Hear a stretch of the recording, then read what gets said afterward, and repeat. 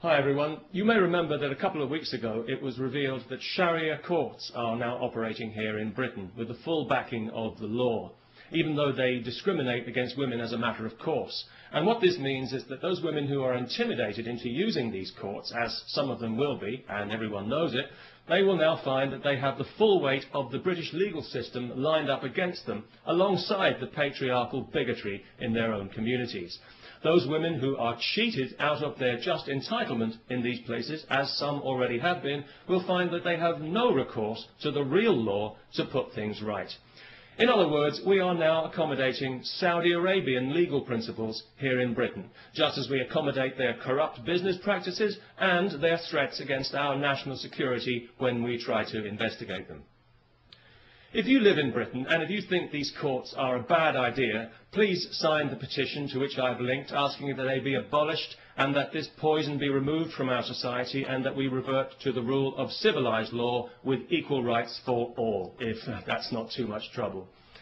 You know, over the last 11 years of this Labour government that we've had in Britain, the British people have seen their society subjected to social engineering on a massive scale by a misguided and arrogant liberal elite who, in their eagerness to fragment the fabric of our society, have actually succeeded in giving civilised values a bad name.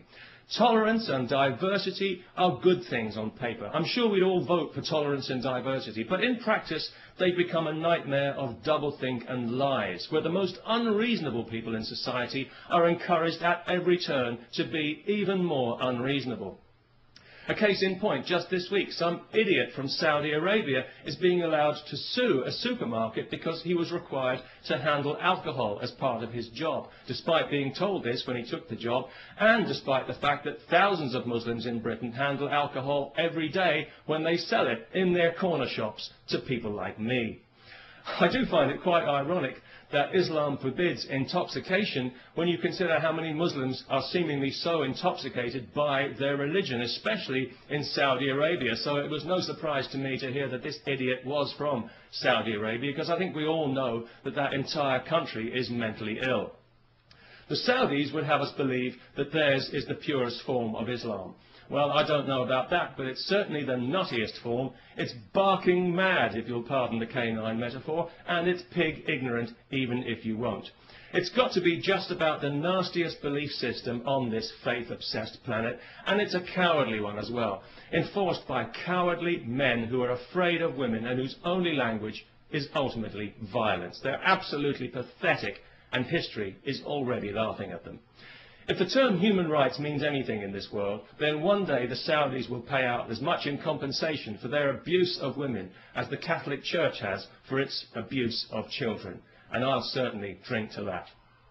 Because I was out earlier today, coincidentally, buying some beer, not because I enjoy beer particularly, but because I know it offends Islam.